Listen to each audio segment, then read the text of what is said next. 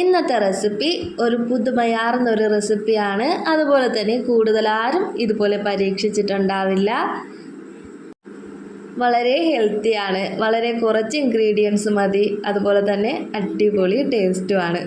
അപ്പോൾ നമുക്ക് എങ്ങനെയാണ് ഇത് റെഡിയാക്കുന്നതെന്നൊന്ന് നോക്കാം. അതിന് വേണ്ടിയിട്ട് കുറച്ച് കപ്പ ഞാൻ എടുത്തിട്ടുണ്ട്. കൊള്ളി എന്ന് പറയും, കിഴങ്ങെന്ന് പറയും, അങ്ങനെ പല പേരുകളുള്ള ഐറ്റമാണ് ഈ ഒരു സാധനം.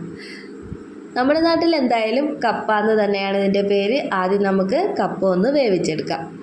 ആദ്യം ഇതുപോലെ ഒന്ന് കുക്കറിൽ വെള്ളമൊക്കെ ഒഴിച്ചു കൊടുത്ത് വേവിച്ചെടുത്തതിന് ശേഷം ഒരു വെള്ളം ഊറ്റിക്കളയും. അതിനുശേഷം വീണ്ടും വേവിച്ചെടുക്കുന്നുണ്ട്. കപ്പ വെന്ത് വരുന്ന സമയം കൊണ്ട് നമുക്ക് ബാക്കി ഇൻഗ്രീഡിയൻസും കാര്യങ്ങളൊക്കെ ഒന്ന് നോക്കാം. ഇതിലേക്ക് ഈ ഒരു പച്ച ചീരയാണ് ഞാൻ എടുത്തിട്ടുള്ളത്. ചുവപ്പ് ചീര കിട്ടുമെന്നുണ്ടെങ്കിൽ അതായിരിക്കും ഏറ്റവും നല്ലത്. നല്ല ടേസ്റ്റ് അതാണ്. ഇതിന് ടേസ്റ്റ് ഇല്ല എന്നല്ല, കൂട്ടത്തിൽ ബെറ്റർ.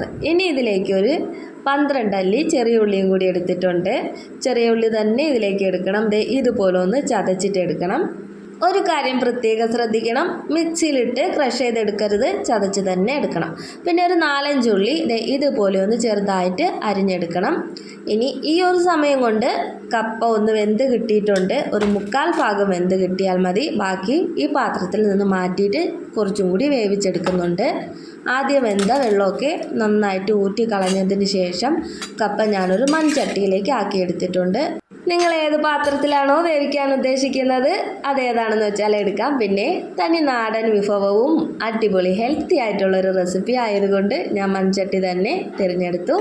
അപ്പോൾ അത് നേരെ അടുപ്പിലേക്ക് അങ്ങ് വയ്ക്കാം. അടുപ്പിൽ വെച്ചതിന് ശേഷം ഇപ്പോൾ ഗ്യാസ് എല്ലാം ഓണാക്കിയിട്ടുണ്ട്.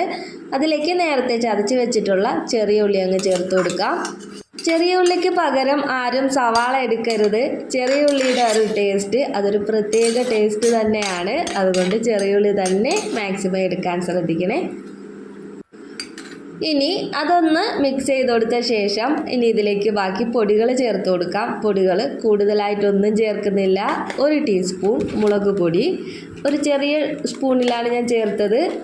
അതാകുമ്പോൾ ഹാഫ് എന്ന് പറയാനേ പറ്റുള്ളൂ. ഒരു 1/2 ടീസ്പൂൺ, പിന്നെ ഒരു 1/4 ടീസ്പൂൺ മഞ്ഞൾപ്പൊടി. പിന്നെ എരിവ് നിങ്ങൾക്ക് കൂടുതൽ വേണമെന്നുണ്ടെങ്കിൽ മുളക് പൊടി കുറച്ചുകൂടി ചേർക്കാം. ഇനി ഇതിലേക്ക് ആവശ്യത്തിന് ഉപ്പ്, ഇത്രയും ചേർത്ത ശേഷം ഒരു 1/2 ഗ്ലാസ് വെള്ളം ഒഴിച്ച് ഒന്ന് വേവിച്ചെടുക്കണം.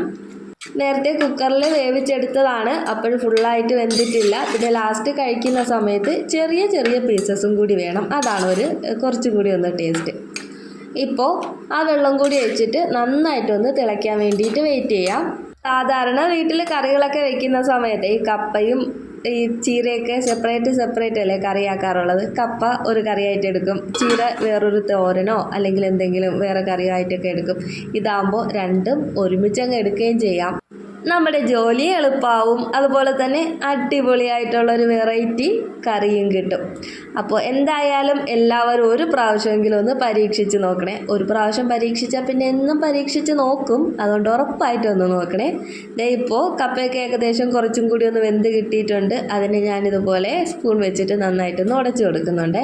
ഉടച്ചില്ലെങ്കിലും കുഴപ്പമില്ല. ഇതുപോലെ ഇത്തിരി വലിയ പീസായിട്ട് കഴിക്കാൻ ഇഷ്ടമുള്ളവർ അങ്ങനെ തന്നെ കഴിക്കാം, ഒരു കുഴപ്പമില്ല. പിന്നെ ഈ സമയത്ത് ഉപ്പൊക്കെ ഒന്ന് ചെക്ക് ചെയ്ത് നോക്കാം. വീട്ടിൽ ചീരത്തോരനൊക്കെ വെച്ച് കൊടുത്താൽ കഴിക്കാത്ത കുട്ടികളോ മുതിർന്നവരോ ഒക്കെ ഉണ്ടെങ്കിൽ ഇതുപോലെ അങ്ങ് ചെയ്ത് കൊടുത്താൽ മതി, അറിയാതെ കഴിച്ചോളും. പിന്നെ ഈ ഒരു കറിയിൽ ആ ചീരയുടെ ടേസ്റ്റ് എടുത്തറിയത്തുമില്ല. കറക്റ്റ് ഒരു നല്ല ആ ഒരു കപ്പയുടെ ടേസ്റ്റും കറക്റ്റ് അറിയാൻ പറ്റില്ല. വേറൊരു വെറൈറ്റി ടേസ്റ്റ് തന്നെയാണ് ഈ ഒരു ഐറ്റത്തിന്. ഇനി നമുക്കിതിലേക്ക് നേരത്തെ എടുത്ത് വെച്ചിട്ടുള്ള ചീരയും കൂടി അങ്ങ് ചേർത്ത് കൊടുക്കാം. എന്തായാലും ഇതുപോലെ ആരെങ്കിലും ചെയ്ത് നോക്കിയിട്ടുണ്ടെങ്കിൽ അതൊന്ന് കമൻറ്റിലൂടെ പറയാൻ മറക്കല്ലേ. ഞാനിതുവരെ ഇൻസ്റ്റയിലോ ഫേസ്ബുക്കിലോ യൂട്യൂബിലോ ഒന്നും ഇതുപോലെ ഒരു റെസിപ്പി കണ്ടിട്ടില്ല. ഇത് എൻ്റെ മാത്രം സ്വന്തം റെസിപ്പിയാണ്. വെറൈറ്റി ആഗ്രഹിക്കുന്നവർക്ക് ഉറപ്പായിട്ടും ഇതൊന്ന് പരീക്ഷിച്ച് നോക്കാം. അപ്പോൾ ഇനി ഇതങ്ങ് അടച്ചു വയ്ക്കാം. ചെറിയ ആവിയിലിരുന്നിട്ട് ചീര ഒന്നും കൂടി ഒന്ന് വെന്ത് വരട്ടെ. ഇപ്പോൾ ലോ ഫ്ലെയിമിൽ തന്നെ വെച്ചേക്കണം. ഈ ഒരു സമയത്തൊന്നും ഹൈ ഫ്ലെയിമിലോ മീഡിയം ഫ്ലെയിമിലോ ആക്കരുത്. പെട്ടെന്ന് അടുക്കി പിടിക്കാൻ ചാൻസ് ഉണ്ട്. ഒരു 2-3 മിനിറ്റ് കഴിഞ്ഞിട്ട് തുറന്ന് നോക്കുമ്പോൾ ഏകദേശമൊക്കെ ഒന്ന് ഇതുപോലെ വെന്ത് വന്നിട്ടുണ്ടാവും.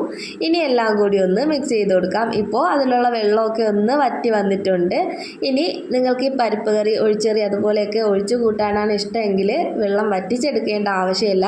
കുറച്ചും കൂടി വെള്ളം ചേർത്തിട്ട് കിഴങ്ങൊന്ന് കുറച്ചും കൂടി ഒന്ന് ഉടച്ചു കൊടുത്താൽ മതി. അതും വേറൊരു ടേസ്റ്റ് തന്നെയാണ്. ഞാൻ കുറച്ചും കൂടി ഒന്ന് വെള്ളം ചേർക്കുന്നുണ്ട്. പക്ഷേ ഞാൻ ഒരുപാട് ലൂസായിട്ടല്ല എടുക്കുന്നത്, എന്നാലും കുറച്ചുകൂടി ഒന്ന് തിക്കായിട്ട് നല്ലൊരു കറിയുടെ പരുവത്തിലാക്കി എടുക്കുന്നുണ്ട്. അപ്പോൾ നിങ്ങൾക്ക് ഇത്തിരി ഒന്ന് ലൂസായിട്ട് ഇരിക്കണമെങ്കിൽ കുറച്ചുകൂടിയൊക്കെ വെള്ളം ചേർത്തിട്ട് ആ ഒരു രീതിക്ക് ആക്കിയെടുക്കാം. പിന്നെ ഈ ഒരു കറിയുടെ ഒരു പ്രത്യേക ടേസ്റ്റ് എന്ന് പറയുന്നത് നമ്മൾ ലാസ്റ്റ് ഇതിൽ കടുക് വറുത്തൊഴിക്കും. അതാണ് ഈ കറിക്ക് ഒരു വെറൈറ്റി ടേസ്റ്റ് കിട്ടുന്നത്. ആ ഒരു പ്രൊസീജിയർ ചെയ്യുന്നതിന് മുൻപും ശേഷവും രണ്ടും രണ്ട് ഡിഫറെൻറ്റ് ടേസ്റ്റ് തന്നെയാണ്. അപ്പോൾ ആ ഒരു പ്രൊസീജിയർ ആരും തന്നെ ഒഴിവാക്കരുത്. പിന്നെ ഇതിൽ ചേർക്കാനുള്ള ചേരുവകളൊക്കെ ഈ ഞാൻ ചേർത്തിട്ടുള്ള അത്രയും മാത്രം മതി. അതിൽ കൂടുതൽ അഡീഷണലായിട്ടൊക്കെ ചേർത്ത് കഴിഞ്ഞാൽ വേറൊരു ടേസ്റ്റായി പോവും. ഇത് തന്നെയാണ് ഒരു അടിപൊളി ടേസ്റ്റ്. പിന്നെ ഒന്ന് തേങ്ങയൊക്കെ അരച്ച് ചേർക്കണമെന്നുള്ളവർക്ക് അങ്ങനെയും ചേർക്കാം. അത് വേറൊരു വെറൈറ്റി ടേസ്റ്റാണ്. അങ്ങനെ കുറച്ചുകൂടിയൊക്കെ ഡിഫറെൻ്റ് ആക്കി എടുക്കണമെങ്കിൽ നിങ്ങളുടെ ഇഷ്ടാനുസരിച്ചൊക്കെ മാറ്റിയൊക്കെ എടുക്കാവുന്നതാണ്. അപ്പോൾ നമ്മുടെ ഹെൽത്തി ആയിട്ടുള്ള ചീര കപ്പക്കറി ഏകദേശം ഇവിടെ റെഡി ആയിട്ടുണ്ട്. ഇനി നമുക്ക് ലാസ്റ്റ് പ്രൊസീജിയറിലേക്ക് കടക്കാം. ഇതിലേക്ക് കടുക് വറുത്തൊഴിക്കാൻ വേണ്ടിയിട്ട് ഒരു ചീനച്ചട്ടി അടുപ്പിൽ വെച്ചിട്ടുണ്ട്. അതിലേക്ക് ആവശ്യത്തിന് വെളിച്ചെണ്ണ ചേർത്ത് കൊടുക്കാം. ഞാനൊരു 2 സ്പൂണോളം ചേർത്തിട്ടുണ്ട്. അതിലേക്ക് കടുക് ഇട്ട് കൊടുക്കാം. കടുകും കൂടി ഒന്ന് നന്നായിട്ട് പൊട്ടി വരുന്ന സമയത്ത് നേരത്തെ എടുത്ത് വെച്ചിട്ടുള്ള അരിഞ്ഞു വെച്ച ചെറിയ ഉള്ളിയല്ലേ, അത് അതിലേക്ക് അങ്ങ് ചേർത്ത് കൊടുക്കാം. ഇനി ചെറിയ ഉള്ളി നന്നായിട്ടൊന്ന് മൂത്ത് വരണം.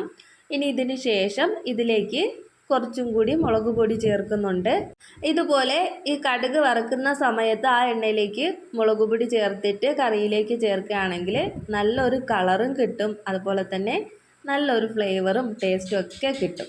പിന്നെ ഒരു കാര്യം പ്രത്യേകം ശ്രദ്ധിക്കണം, ആ മുളക് പൊടി ചേർക്കുന്ന സമയത്ത് ഗ്യാസ് ഓഫ് ചെയ്തിട്ട് മാത്രമേ ചേർക്കാവൂ, അല്ലെങ്കിൽ പെട്ടെന്ന് കരിഞ്ഞു പോകും. അതുകൊണ്ട് ഓഫ് ചെയ്യുന്നതിന് മുമ്പ് മുളക് പൊടി ചേർക്കുകയേ ചെയ്യരുത്.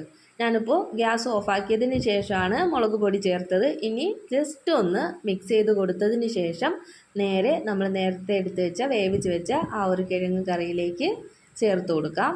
ആ ചീനച്ചട്ടിയിലിരുന്ന് കരിഞ്ഞു പോകുന്നതിന് മുമ്പ് പെട്ടെന്ന് തന്നെ എല്ലാം സെറ്റ് ചെയ്തോളണേ. പെട്ടെന്ന് തന്നെ അതിലേക്ക് അങ്ങ് ചേർത്ത് കൊടുക്കണം. ചേർത്ത് കൊടുത്തതിന് ശേഷം എല്ലാം കൂടി നന്നായിട്ടൊന്ന് മിക്സ് ചെയ്തെടുക്കാം. ഇതുപോലെ നല്ല കളറായിട്ട് തന്നെ കിട്ടും. ആ ഒരു കടുക് വറുക്കുന്നതിൽ മുളക് പൊടിയും കൂടി ചേർത്താൽ മാത്രമേ ആ ഒരു കളറും അതുപോലെ നല്ല ഫ്ലേവറൊക്കെ കിട്ടുള്ളൂ. ഞാനെല്ലാം ഇതുപോലെ അങ്ങ് ചേർത്ത് കൊടുത്തിട്ടുണ്ട്. അപ്പോൾ ഇതുപോലെ ഒരിക്കലെങ്കിലും നിങ്ങളൊന്ന് ചെയ്ത് നോക്കണേ. ഇതാവുമ്പോൾ ചോറിൻ്റെ കൂടെ വേറെ ഒരു കറികളും ആവശ്യമില്ല. ഈ ഒറ്റ കറി മാത്രം മതി, നമുക്ക് ഒരു പ്ലേറ്റ് ചോറ് കാലിയാക്കാം. അപ്പോൾ എന്തായാലും ഒരു പ്രാവശ്യമെങ്കിലും ഒന്ന് ചെയ്ത് നോക്കാൻ മറക്കല്ലേ. അപ്പോൾ ഇന്നത്തെ റെസിപ്പി എല്ലാ കൂട്ടുകാർക്കും ഇഷ്ടമായെന്ന് പ്രതീക്ഷിക്കുന്നു.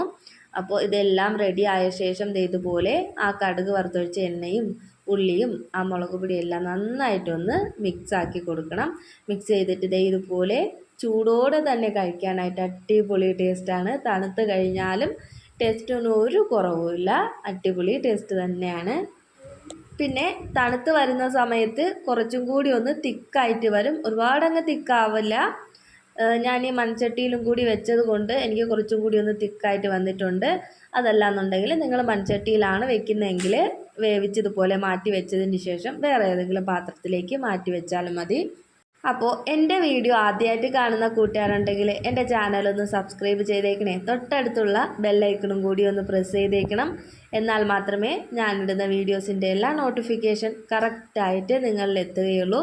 ഞാനിതിന് മുന്നേയും ഒരുപാട് കുക്കിംഗ് വീഡിയോസൊക്കെ അപ്ലോഡ് ചെയ്തിട്ടുണ്ട്. അതിൻ്റെ കൂടെ തന്നെ ഷോപ്പിംഗ് വീഡിയോസും വ്ളോഗും എല്ലാം ഉണ്ട്. എൻ്റെ പ്രീവിയസ് വീഡിയോസൊക്കെ കാണാത്തവരാണെങ്കിൽ അതും കൂടി ഒന്ന് എടുത്ത് കണ്ട് സപ്പോർട്ട് ചെയ്യാൻ മറക്കല്ലേ. അപ്പോൾ ഇന്നത്തെ ഈ ഒരു വളരെ ഹെൽത്തി ആയിട്ടുള്ള റെസിപ്പി എല്ലാ കൂട്ടുകാർക്കും ഇഷ്ടമായെന്ന് പ്രതീക്ഷിക്കുന്നു. അപ്പോൾ ഇന്നത്തെ വീഡിയോ ഇത്രയേ ഉള്ളൂ. എല്ലാവർക്കും നല്ലൊരു ദിവസം ആശംസിച്ചുകൊണ്ട് വീഡിയോ ഇവിടെ നിർത്തുന്നു. ഇനി നമുക്ക് അടുത്തൊരു അടിപൊളി വീഡിയോ ആയിട്ട് ഉടനെ കാണാം. അതുവരേക്കും എല്ലാവർക്കും tata bye bye. Bye Ayaan's world.